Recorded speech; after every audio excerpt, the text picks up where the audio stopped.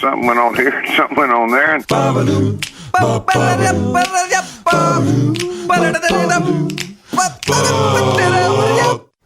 Hey, Hey, bud. Hey, It's been a minute. it has been a while. It's been quite some time. A lot of stuff going on, bud. Yeah, well, I was going to say, what's new? Well, I think we last spoke, it was, I was off to California for a big kids vacation, right? Which was fantastic, awesome. Disneyland and Universal Studios and the piers and the beaches and just up and down the coast. Got to see friends and it was nice. But on like the Sunday, the 17th, the March 17th, it was St. Patrick's Day. The morning of, we were in our spot and we had a little place not too far from the Beverly Center. And phone rings and my mom, it's my mom, and I'm like, hey Mom, what's going on? I figure she might have, forgot something or got upset about something, because she would call in the morning generally if there was something going on. Because she suffers from dementia, I thought she would have some concerns. So I'm like, what's happening? And she says, Dad's gone. He's dead. I'm like, I was just, what?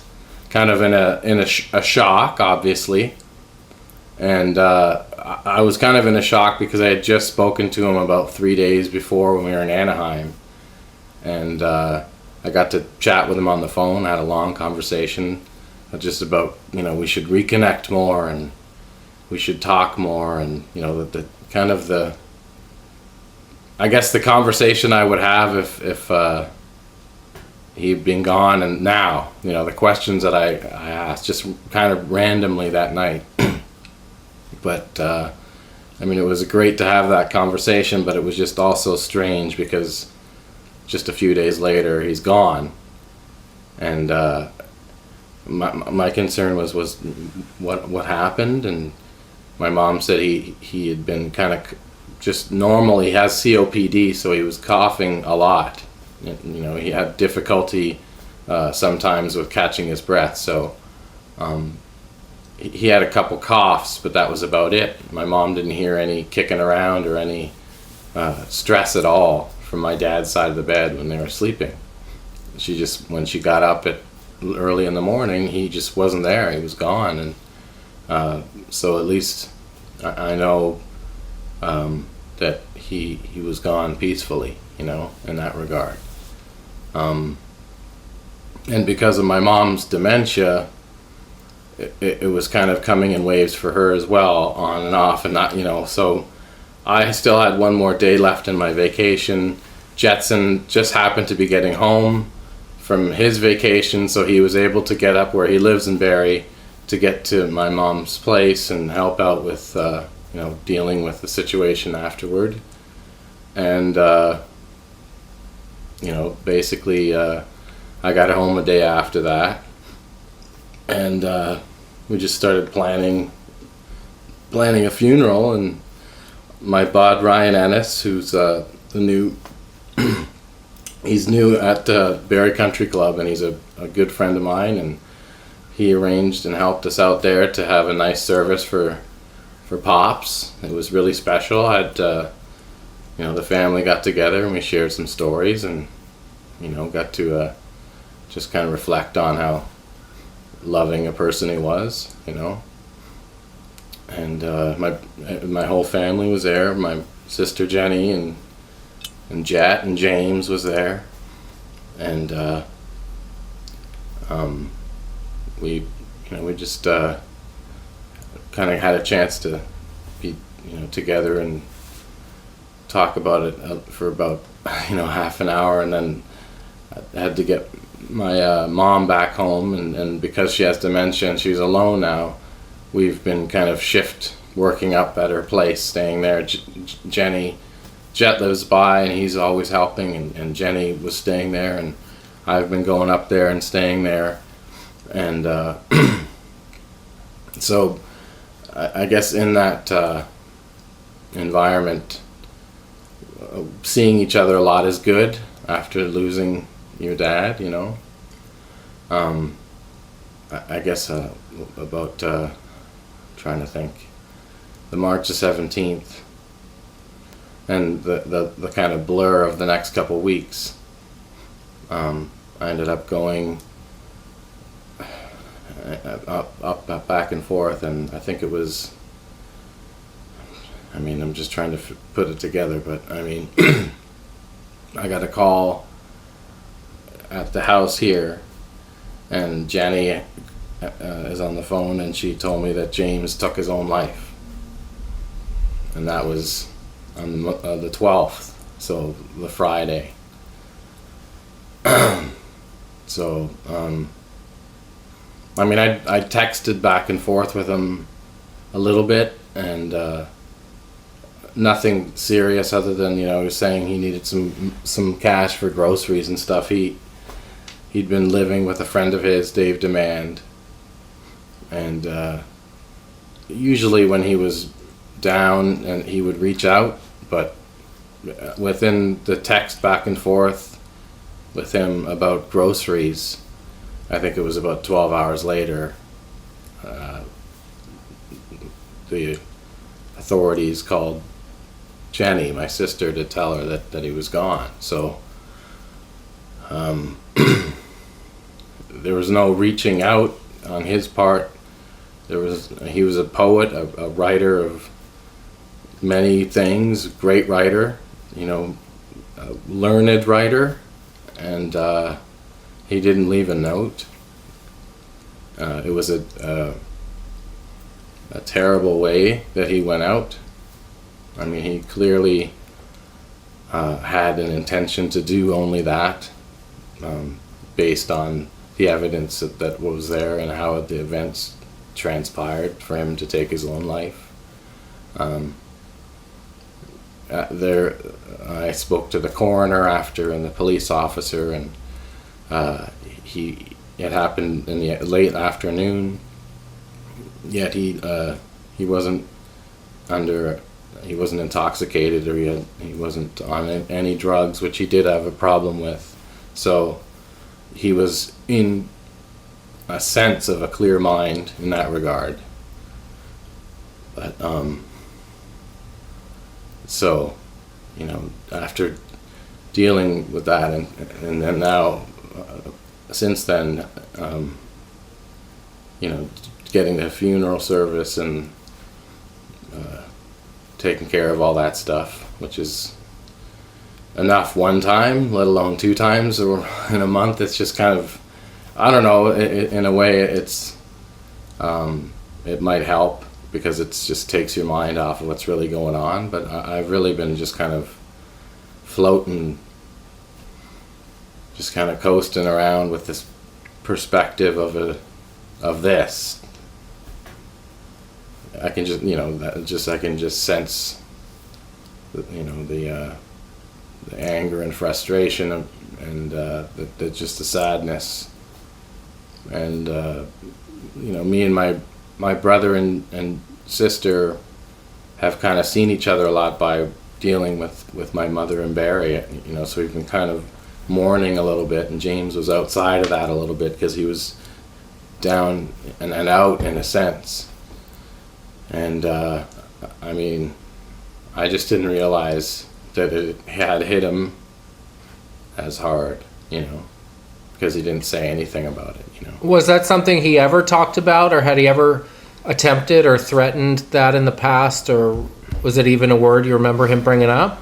Not to my knowledge, because I mean, my sister deals with depression. My father dealt with depression, and his mood would swing up and down. But James was never. He was always very positive. Even if he was hammered and yelling, belligerent, but it was always just like some, you know, selfish chirping or whatever, you know, saying how great a poet he was or something, you know, that he wouldn't start trying to look for ways to end his life at the end of a night. Like he wasn't like that.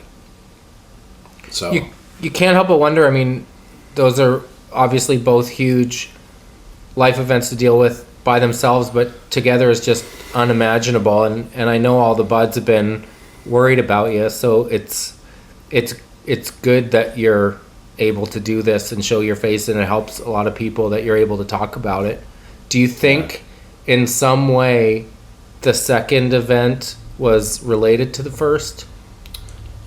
Timing wise? Well, I mean, he was always very he had a lot of admiration for Dad. I mean, he visited up my parents all the time, like he was always going up until they said get the hell out of here because he'd drive him crazy. That was James.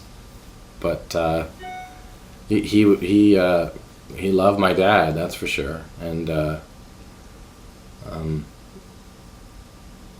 I think I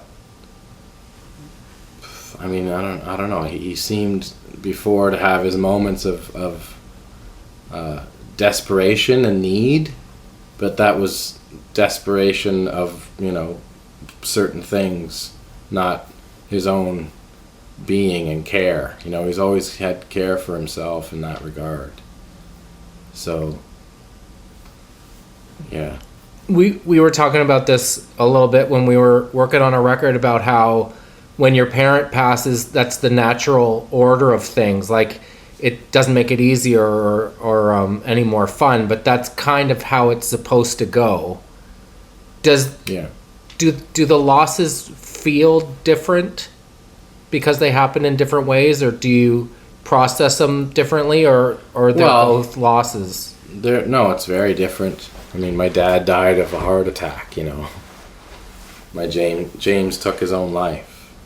It's a big difference in terms of how you perceive things. I think that in a way that I have regret because I love James my whole life, and towards those last few months I was getting sick and tired of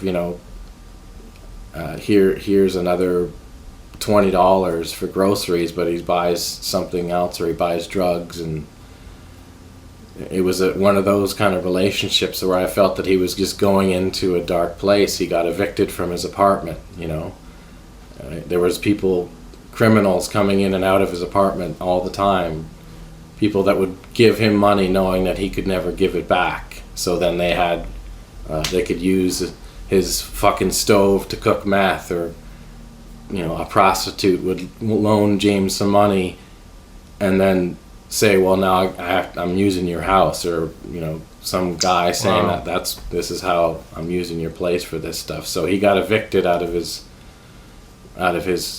apartment, and he was living at Dave's, and he just the cycle of drugs and allowing that behavior to happen to just so he could get high, when he's not in any.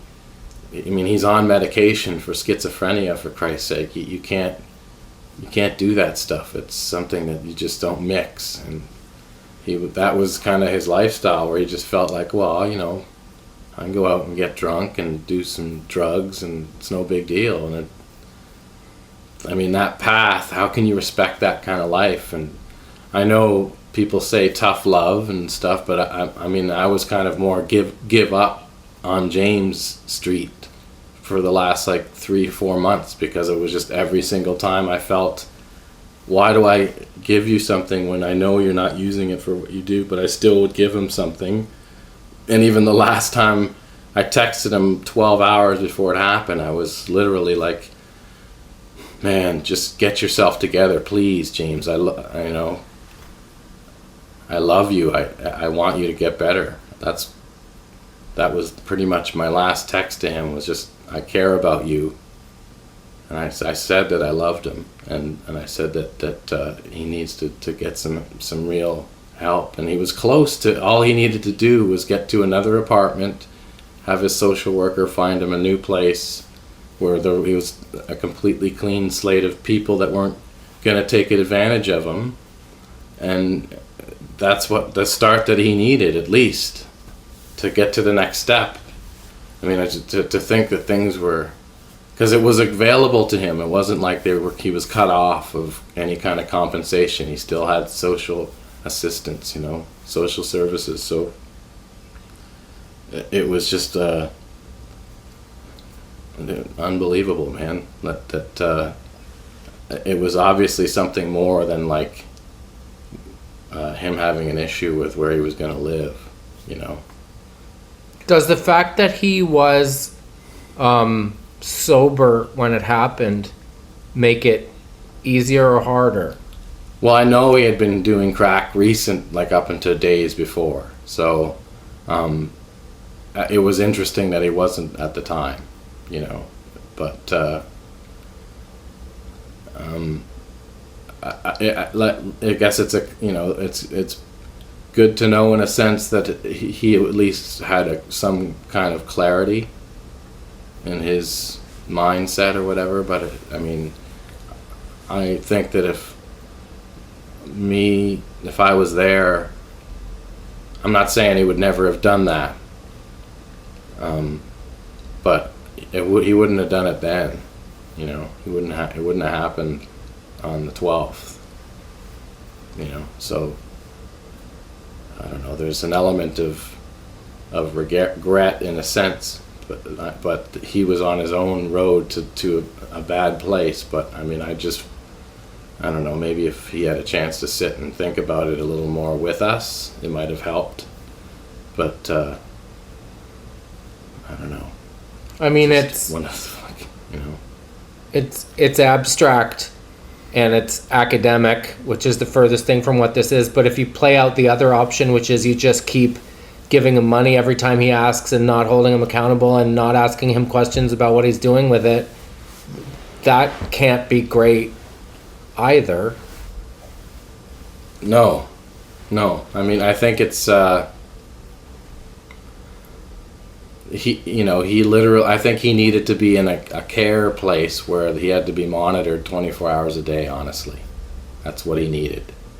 And he was kind of using the system in a way that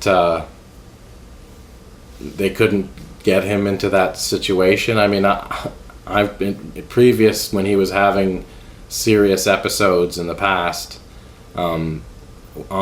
schizophrenic episodes, he threatened me, my family. I had to testify against him in court. He ended up going to Penetang for a year and 6 months of that in solitary because he wouldn't take anything. And I think once he kind of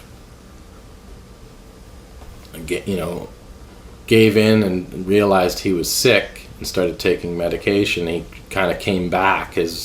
The old James was there again. But if he went off his meds, he would literally go to a situation where someone was probably going to be hurt, if not himself, but probably not himself.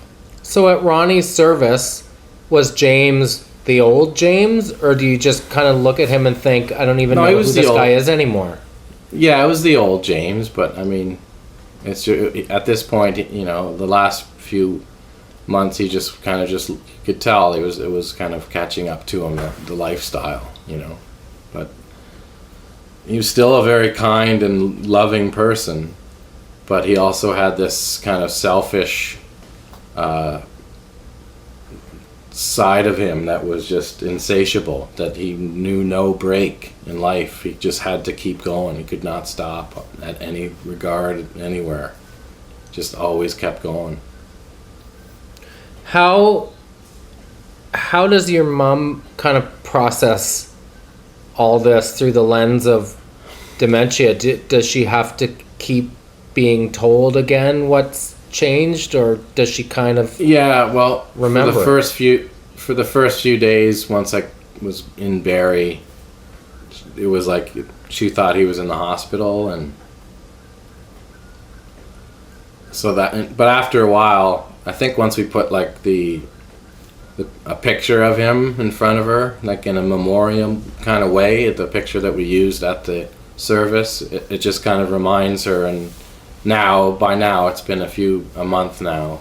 She's definitely it's sunken in with her, but it's still, because everything comes in waves of what's happening right now. It takes away from the grieving, I think, for her, because she hasn't cried. I haven't seen her cry yet, and believe me, we've all cried with her a million times, and she doesn't cry. She just kind of is like, yeah, you know. Wow. Did she cry about your dad? Or you mean she's just not in a kind of headspace where she's crying right now? I don't think she can. I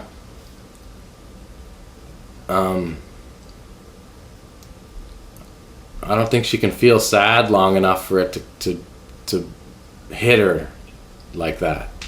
You know, or sometimes I'll just be sitting and I'll think of my dad or my brother, mostly my brother for some reason, and I'll just, I won't be able to talk. I'll just be blubbering for 5 minutes, and it's like a turn on attack that doesn't stop. But I mean, I think that has to do with because my mom, I don't know if she can. She seems to remember events like the big event, but it's mostly big events in the past. And if it's something that's troubling her, then that's what's going to come back all the time. Like, she thinks the bank's calling and she owes $300 on her debit card. So that's a thing that comes every couple days. Or she has a bump. She says she gets a headache sometimes, and she's like, "Oh man, somebody hit me in the back of the head in my sleep." Like, Mom, nobody hit you. Like, I don't know where she gets, someone has hit her on the head. It's not like I bumped my head. It's like a physical assault. So it becomes like this person's out to get me. That's something that kind of happens where she has this really bad headache, but it's not just a headache. It's like, man, somebody hit me on the head. Someone in particular? Or just some undefined person? Does she name the person? Well, like Doreen down the hall? It's I mean, it could be anybody, you know. The other thing is, like, sometimes she'll it's like the same amount of money for the same bank account that's in South America. You know what I mean? So it's just it turns out to just be kind of like whatever is triggering, and it's usually in the morning. It's the same thing kind of over. It's like Groundhog Day in a way. You know what I mean? Because she's that concerned. She calls Jet. Jet's at work, so he doesn't answer the phone. So that means, oh fuck, it's on. It happened. You know what I mean? Because Jet's not answering the phone, he's allowing it to go on. So by the time I get the call, she's like, "Oh, Jeremy, you won't believe it. What is it, Mom?" I just did it this morning. I was like, "Mom, the bank thing is a scam." I got her to finally write it down on paper. Jeremy says your assets and funds are safe. This bank thing is a scam. They're pretending to be the bank. You know, like she doesn't have it's one access. of those. Yeah, yeah. Those are confusing at the best of time. Oh, I know. It's awful. It really is. Because if she had access to money, she would be writing them a check right now. Yeah. So that is the worst. Yeah, it's terrible. Taking advantage of seniors with stuff like that. Yeah. Let's take a little break, bud. Want to take a break? The only thing I know, Jer. Sorry. The only thing I know is that, and a lot of the buds have said this too in the last few weeks in messages that I've seen to you, there's no template for it. There's no timeline for it. There's no, like, in 60 days you'll be your happy self again. Yeah. The only thing that I seem to know is you have to take time and sit in it and feel it and process it. And I think it's a good sign that you're a blubbery mess from time to time, and I think it'd be really weird if you weren't, because it would mean you're either stuffing it down or pretending it didn't happen or not allowing yourself to think about it. And I think that is in typical fashion for you, very honest and very real to be feeling those feelings. And it is it can't be easy, but it's very generous of you to talk about all of it, all the stuff that you're going through, because I know the buds feel it and they're worried about you, and I know buds are going through similar stuff too, and so you talking about it helps a lot. I've had so many amazing messages, man, from so many great people, and yeah, I mean, I can't see us talking about much other than this kind of what's going on anyway, so I'd say let's just take a break and we'll be right back, right? BRB, bud. Hey, where's the snow thrower from? Canadian Tire? Is it a Playmaker? Where is it? From Canadian Tire? No, it's from somebody's yard. Got saw it in the yard, eh? Well, you know, he can spot a good deal a mile away. Man, yeah, that's right. He saw it. But he changed the motor in it, so like he's done a lot of stuff to it, right? Good to talk to you, Ronnie. Hey, Thanks, I love Dad. you all, right? Love you, Dad. See you next week. Okay. Bye. Bye. That's my dad. Ronnie Taggart. What a legend. He is. What's going on, bud? So yeah, I mean, I gotta thank everybody that reached out, all bods throughout. But I mean, I think talking to people, connecting in like with friends and people that I by going up to Barrie, I've kind of caught up with, you know, Don Murphy, who's an old friend from baseball days in Barrie, and I think it was funny and cool for her to see him because she remembers him when he was a little kid, you know, stuff like that. And Cool for who to see who? my mom to see Don, you know, because she neat. remembers when we were kids playing baseball together. Oh, wow. Yeah. So and, does she remember him, no problem? She remembers him when he was a kid, yeah. Interesting. Yeah. But she probably forgets that, like, 20 minutes after he left, she probably wouldn't remember him if he came back in. So there's that. It's weird. But in terms of just kind of, you know, I think if anybody's has, you know, issues or dealt with suicide in any way, you have to kind of reach out to people in some way, just to kind of communicate, because it's not the same thing as somebody dying of a heart attack. There's so much more, you know, that affects you, and you know, it's important to reach out. I gotta thank a lot of friends for being there. Lairdo, my buddy, you know, he's fucking such a beauty. He flies in and just kind of shows up and spends a night on the cot up at my mom's in Barrie. You know, just that's a good friend. You know, just good friends. You know, everybody reaching out, talking on a regular basis. Tim Oxford, all my friends just kind of talking and just, you know, having an ear available. So many cool buds. Even Ed Robertson's been nice enough to just kind of keep in touch, and awesome. Matt Cameron from Pearl Jam, and obviously, you know, in Soundgarden. I mean, he knows, and I think that's probably why, you know, we've been communicating. Is just, you know, Chris took his own life in a terrible way as well, and that was Matt's brother, you know, so it's been kind of nice to have the communication open from that perspective, you know. And I've never been through it, fortunately.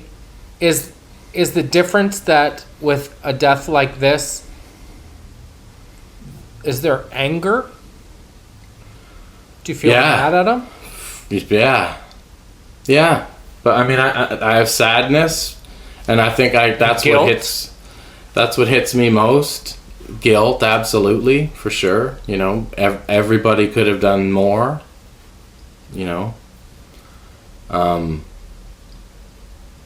I would say, yeah, the sadness hits the most, because the sadness is when I think about him and what I think about his feelings in his heart were at that time to do that.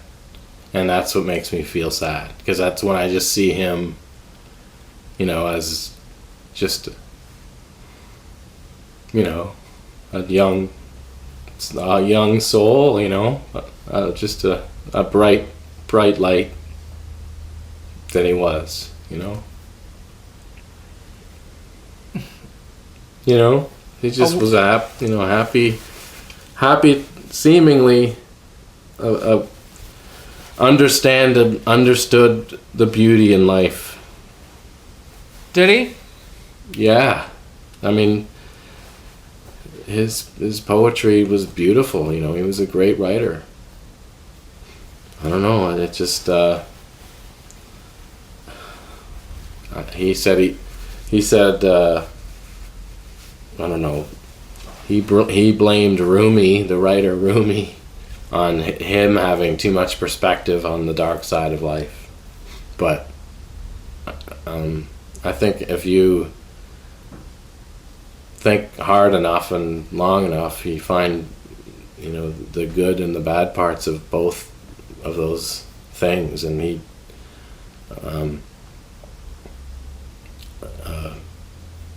to kind of to succumb to that one. I never thought in a million years that he would do that, but that doesn't mean I condemn it, or it, and not him doing it or anybody doing it. I don't condemn it. I just didn't think he would do that, and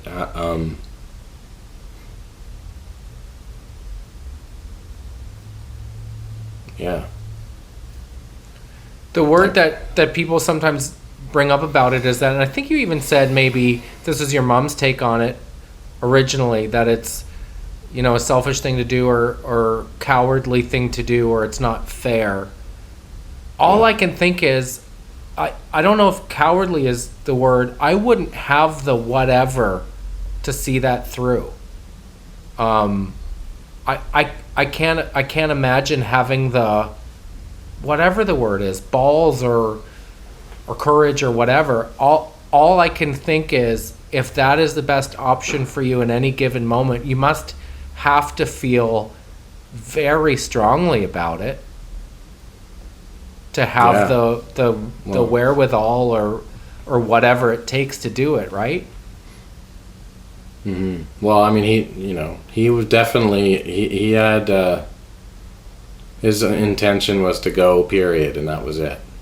There was no, it was obvious, because he tried to slit his wrists and realized that wasn't going to happen in time, and then he decided to take a bootlace from his one boot and fasten a noose, put it over a rafter in a laundry room, and finish the job. Man. So there was no this is what I'm doing. That was a clear.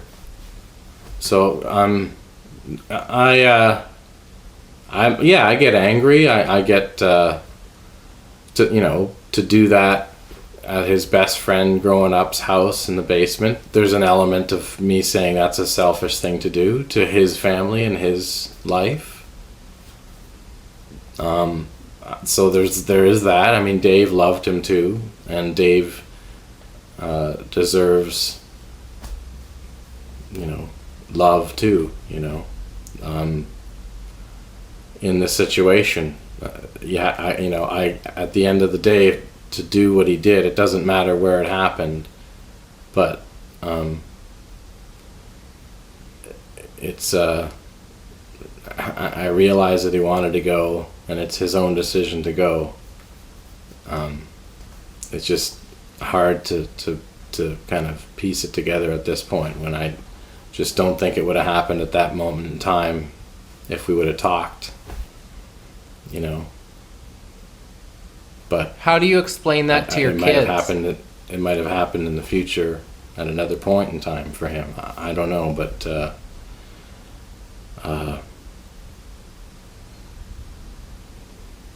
it's hard. I mean, fuck. I mean,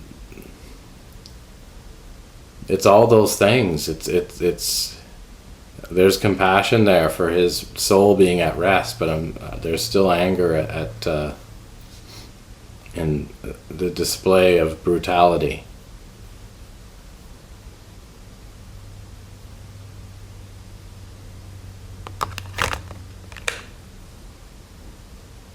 You know?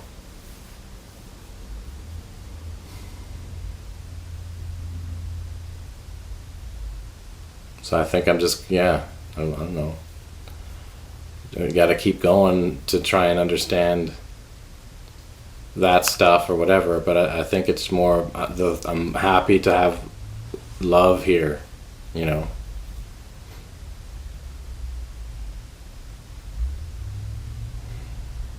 Let's take a break.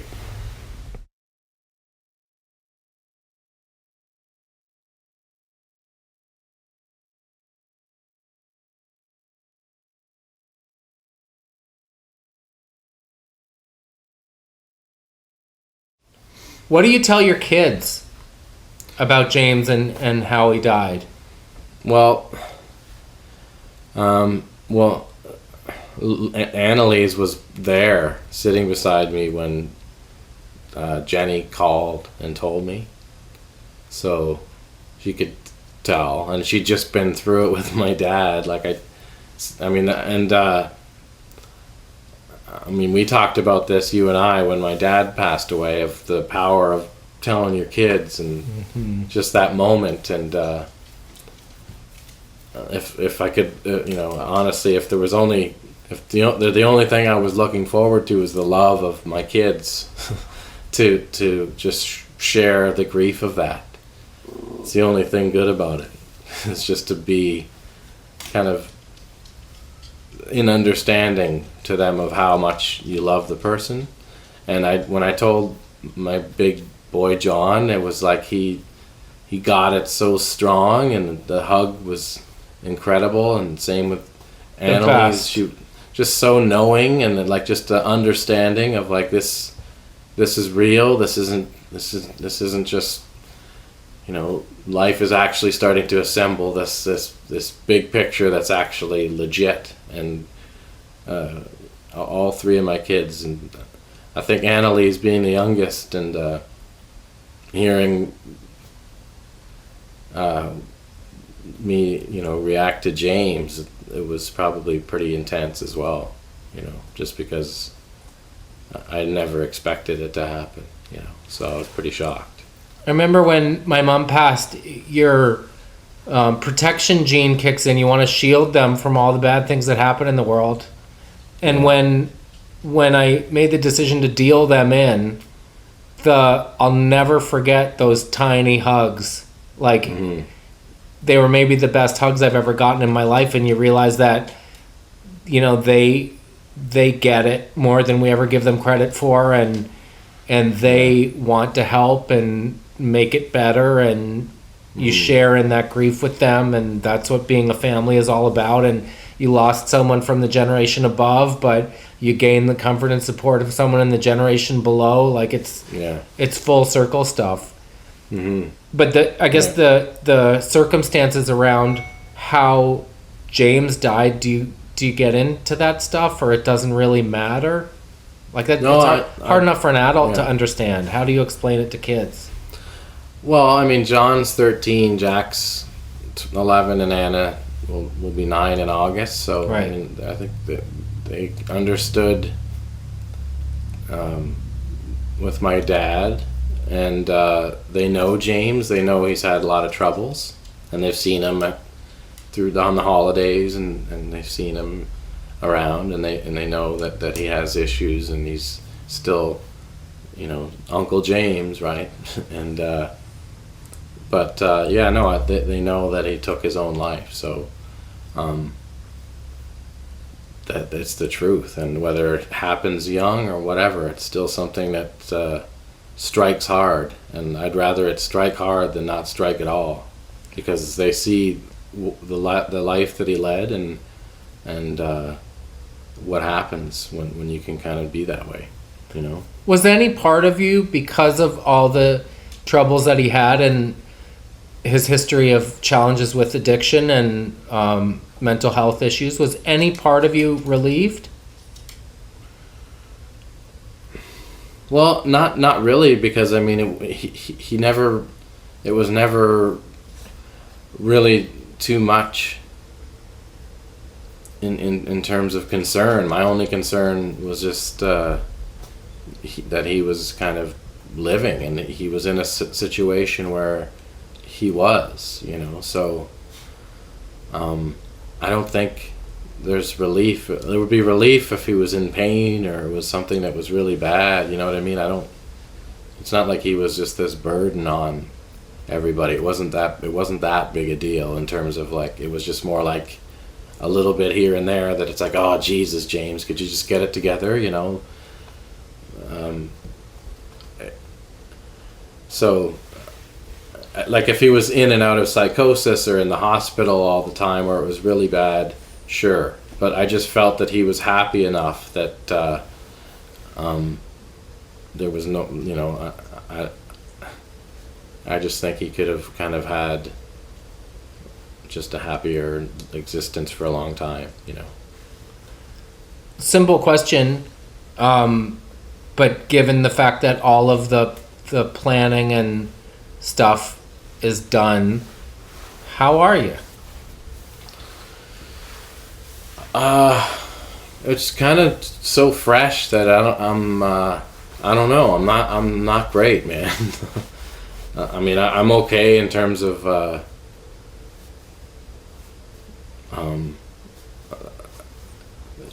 the family are awesome. Everybody loves me, and I feel their love, and I love them, and I know I'm super grateful of my situation and what's happening to me, and so many things are great. So I'm just kind of hanging on to all those great things. It's just there's definite moments of just real kind of just sadness, that's but I know that that's gonna hopefully pass soon, not soon, probably won't ever to some extent, but the level that it is right now where it's hard to kind of comprehend sometimes. That's 2 huge blows in a ridiculously short period of time. Yeah.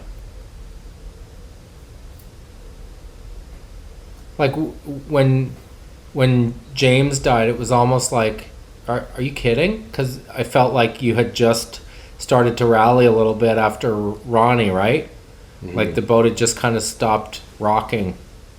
Yeah, and I was starting to feel with my dad that some peace, because he felt that he did have some pain and he had some issues, and he not about 4 or 5 months before, he had to go to the hospital in the middle of the night because he was having an attack and couldn't get his breath. And I mean, that's terrifying to go through that on a regular basis. So and my dad would have these moments in the night where he'd just be like talking, my mom would say, or just be laughing and sound like he was having the time of his life.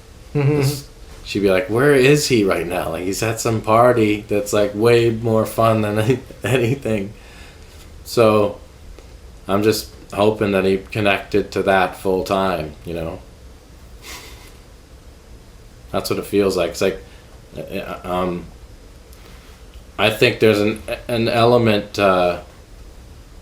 whenever any of us go, there's probably an element of, okay, I'm deciding to go at this moment, when it's not an accident or something. I'm saying there's an element of acceptance and saying I'm gonna go, and you pull the switch inside. I'm sure there's some waverance of that, and I think my dad, the moment he caught that thing of like, this is the veil turning over, and this is the other side of it, I think he was like, let me go. I'm good. Well, I guess the truth is that the quality of life for him wouldn't have improved. It's not like it was getting better, right? Yeah. It would have been a kind of slow decline. Well, it would have been an oxygen tank, and probably he would have been in a wheelchair, and yeah, it's not the other way, that's for sure. It's not like you're gonna start jogging in 6 months. Would he have been lost had your mom passed first? I think so, yeah, for sure. He'd be really, man, yeah. See, like, that's just thinking about it. He'd be so sad, and his mental state was all there. He'd just be crushed. He loved my mom so much. That's just, yeah. He'd be done. Does she miss him? Yeah, definitely. Yeah, she says it's really hard, but like I said, she doesn't. The fucking dog, in the middle of the night, comes in the kitchen, starts crying for like a half an hour. It's like, I think the dog's grieving harder than everybody in the whole family. Wow. Just comes out, starts crying and crying around, looking around, crying. That's hard to take. And it's only like a 4-year-old dog. It's not like a senile, crazy dog. Yeah. Yeah, it's sad. But, I mean, my mom will just kind of, yeah, it's sad. But then we'll start feeling sad with her and then well up and start crying. And then she'll be like, oh, it's no big deal. And you look at her and she's just kind of like, it's okay. Any of the Junior Baguchi show up at the service? But I'm saying, if it was the other way and my dad and it was my mom going, holy jeez. I can't imagine he would, yeah. I can't imagine. I really can't. I don't think he would have had it any other way. Yeah. Any of the Junior Baguchi show up? No, wouldn't that have been awesome? Were there any friends from back in the day? Flew in. Well, I don't, like, my dad didn't really have friends that I knew since the 60s, right? So there weren't any. Dougie Scott was probably the only family friend that, like, he would come, like, that they would talk on a regular basis. He was close to his brother, Uncle John, there. But he passed away a couple of years ago, 4 or 5 years ago. So, yeah, the no Bakujis, but I'm sure it would have been nice to see a couple of those guys fly. Would have poured one out. Yeah. So at this service, it was mostly friends of his kids? Of Ron, yeah. Like friends of yours? I was surprised the amount, yeah. Friends of all the family and kids, my cousins and even Jay and Dan showed up. That was sweet of them to come. Nice. To spend some time and just we had some awesome pictures out and his pieces were displayed, I said, and so yeah, just good. It was nice, but even James's service was really nice as well. Like, a lot of old friends from Mansfield and people that I hadn't seen in a long time. A lot of friends that I didn't think were even there. A lot of people came, just like, an old friend of James, just wanted to pay my respects. So, I mean, that was pretty cool as well. There was a lot of people from all over the place for James too. So, yeah. Then that was 2 days ago. Like, it's just happening. It's still happening, man. Like, I'm just happy that we're getting the pod out, man, because it feels like time has stopped for me, although it's been probably 2 months, and I'm so psyched that we're, so busy together, and we're, it's helping me, focus on the good things in life, Yeah. So, and in terms of timing, this thing that we built together, and the fact that we chose each other for those reasons, that we wanted to be in a situation where if shit like this happens, there's a stable ground, and having Sylvia now too, it's just added to that. So it's just I'm very lucky to have you guys, and just the fact that we're so busy, and I mean, we should share that. Let's talk about how busy we are. Like, yeah, I guess we haven't. It's great, man. We haven't done a pod since we announced your 2 cents. Yeah. which is the Canadianity Content Studios show for smart consumers of this generation.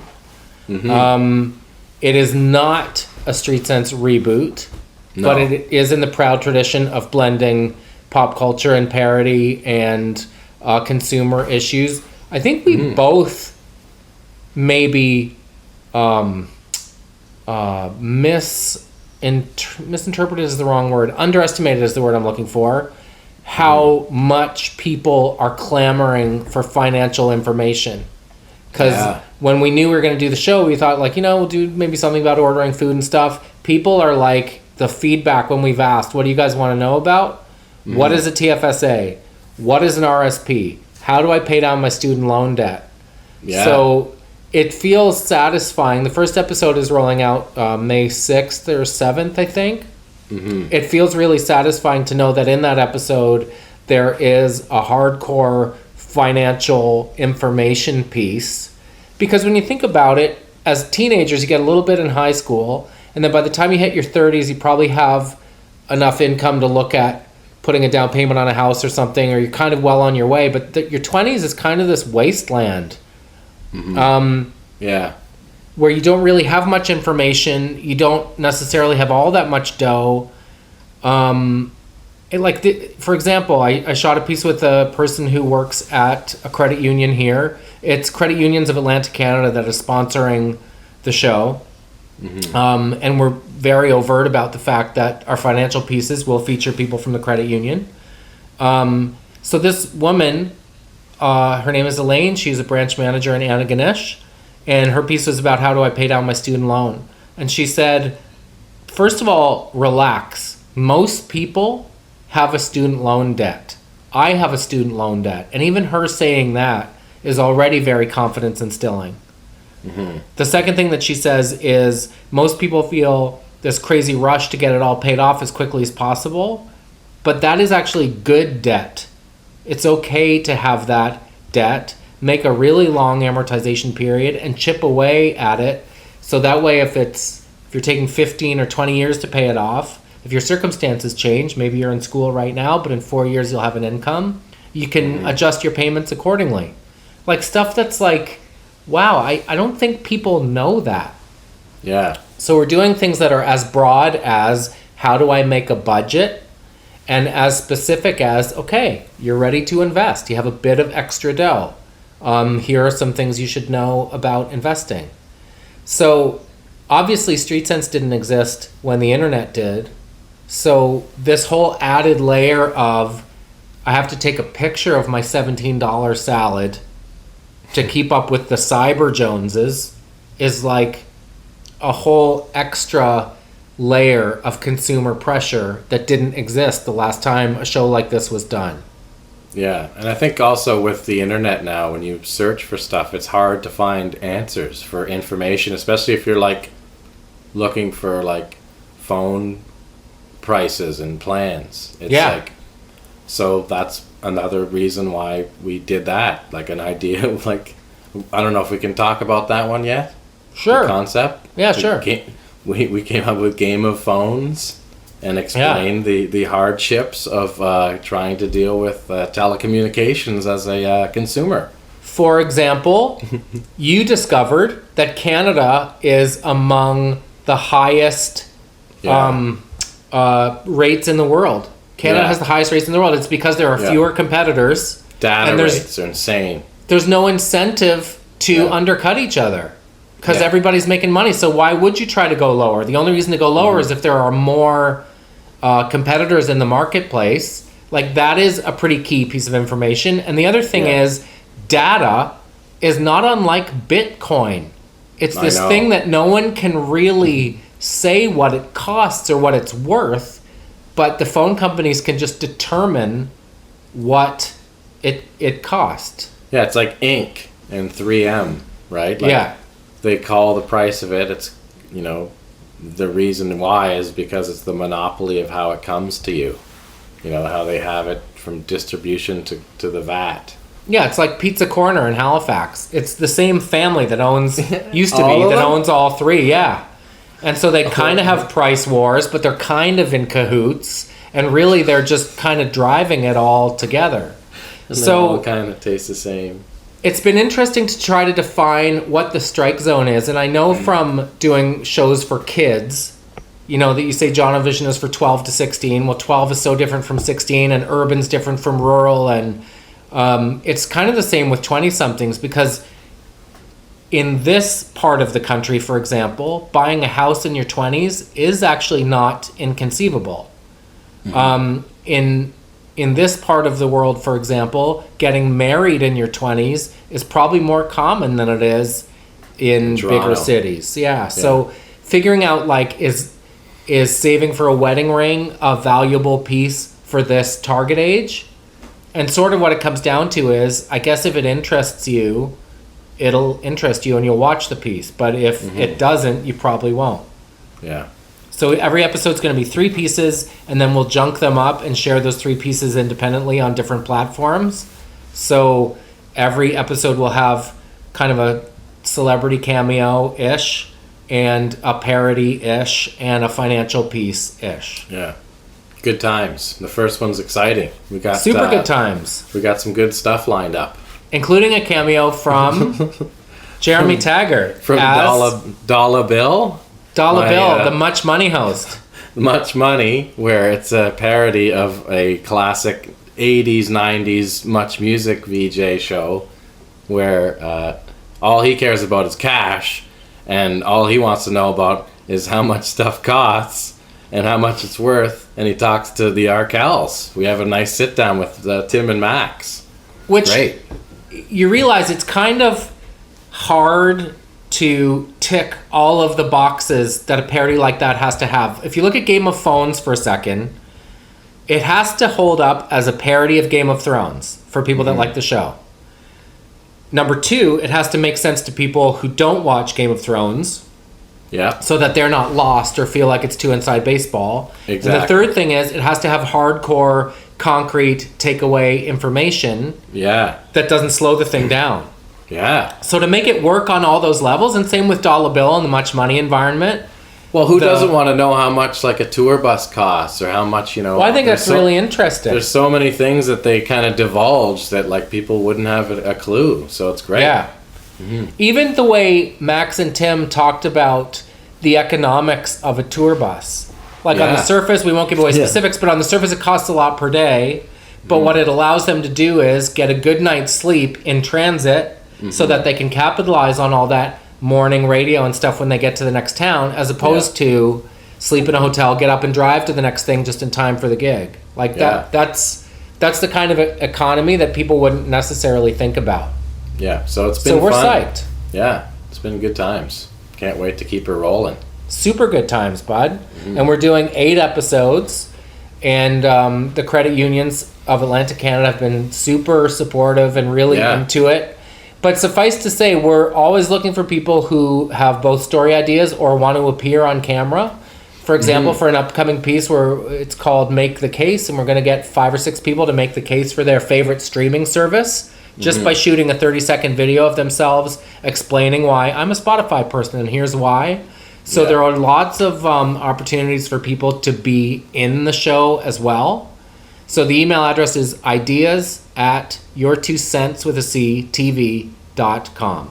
Ideas@your2cents.com. No, ideas@your2centstv.com. Send us an electronic message. And Aaron will have the dialed up version on screen there. Perfect. Oh, yeah. Oh, yes. Well, should we wrap her up, bud? Yeah, man. I feel like we've covered a lot, and we got our feet wet again. Yeah, we talked a lot. It was actually nice to have that chat. As hard as it is, even though it seems difficult, like you can't really go wrong talking to people about their feelings and situations that they go through. And I can't tell you how many times someone has come up to me and said, or, you know, a good friend has said, man, sorry, I don't know what to say. It's like that. That's it, though.